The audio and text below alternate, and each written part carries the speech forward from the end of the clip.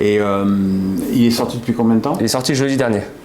Ah ouais, donc t'as pas de chiffres encore. On n'a pas de chiffres encore, franchement on a un bon engouement. Ouais. C'est pas pour faire le prétentieux, etc. Mais on est beaucoup sollicité. Le sujet intéresse, parce qu'il n'y a pas de livres qui ont été faits là-dessus. Oui, puis c'est la période en plus. C'est la période, la couverture plaît aussi. Ouais, graphiquement. très chouette. Voilà. Je la remonte. Hein. Voilà, donc merci, belle promo. Ça te va si bien. Et j'ai pas parlé dedans, non, celui-là. donc non, on a un bon engouement. Puis on a des histoires sympas aussi. On a donné la parole, voilà, pas mal de députés. On a été à l'Assemblée. On a donné la parole à tous les partis. Hein. Ça faut le savoir. Certains nous ont pas répondu. Jadot nous a pas répondu. Les Verts nous ont pas répondu. Pourquoi? Parce que ça l'intéresse pas. Si, et ben justement, c'est pour ça que je t'en parle. C'est parce que son collaborateur m'a dit que c'était un fan de foot. Je vois, c'est super. On va pouvoir discuter. Et au final, il nous a un peu baladé à droite à gauche. Beaucoup n'ont pas pris le temps de nous répondre. C'est aussi un sujet du livre, ce qui rejoint un peu le mépris et le désintérêt qu'ont beaucoup de politiques, et plus généralement la classe politique en France du football.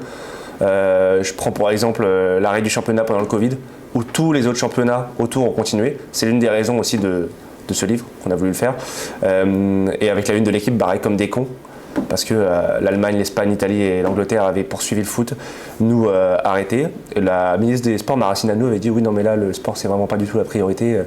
Donc effectivement ça montre aussi le désintérêt, le mépris qu'avaient certains politiques du football, qu'ont certains politiques, et c'est aussi ce qu'on a voulu mettre en exergue. Et les quelques refus, même on a eu de nombreux refus, on a beaucoup d'interviews mais on a de nombreux refus aussi, montrent aussi ce désintérêt du fait accorder une interview sur le foot, on a autre chose à foutre quoi. Bah, j'ai un peu vu ça parce que je te dis, moi quand je suis arrivé ici, je me suis dit, bah tiens, comme c'est présidentiel, je vais faire des interviews. Zemmour m'a dit oui tout de suite, c'est lui qui a choisi les 3 obus, et puis bah, évidemment, comme tout le monde m'est tombé dessus parce que c'était Zemmour, j'ai dit, bah attendez, je vais faire les autres, quoi. Sauf que les autres, soit ne m'ont même pas répondu, type Anne Hidalgo.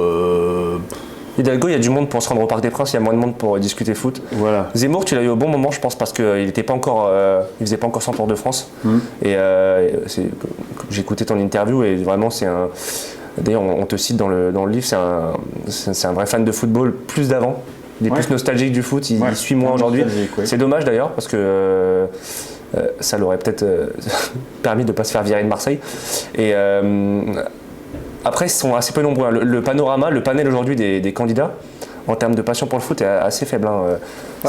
Valérie Pécresse, qui est vraiment une amie, elle m'a dit le problème, c'est que moi, si je fais une interview sur le foot, je vais parler que de Paris. Et elle a eu cette anecdote où elle a parlé de Neymar à Auxerre et ça avait un peu secoué. Tu vois. Donc, il ne faut pas trop non plus montrer que tu as une étiquette parisienne. On a eu les entourages de Mélenchon et de Le Pen, et au final on a bien fait de ne pas les avoir et d'avoir plutôt leur entourage qui, pour certains, sont fans de foot parce que Le Pen se désintéresse complètement du foot et Mélenchon c'est encore pire, j'ai l'impression. Et d'ailleurs dans leurs équipes, au sein de leurs équipes, on leur dit, notamment chez Mélenchon, et c'est ce qu'on explique dans le livre, dans le chapitre qui est consacré, Éric Coquerel par exemple, qui est député LFI, lui dit régulièrement mais tu devrais t'intéresser, ça parle aux gens, en plus c'est 2 partis qui se veulent représentants des classes populaires. À la fois le RN et à la fois le LFI. Le sport le plus populaire, c'est comme le football, ce serait bien de s'y intéresser. Mélenchon, il avait bien su récupérer, enfin mal su du coup, mais il l'avait fait récupérer le foot en 2018, quand l'OM avait été en finale de Ligue Europa et s'était affiché au Vélodrome, etc. Sauf qu'en fait, ça se voit, c'est aussi ce qu'on raconte dans le livre, c'est que les politiques qui s'y connaissent rien mais qui le récupèrent, c'est grillé. C'est grillé et ça passe pas en général. Ça passe pas, et Mélenchon c'en est un exemple.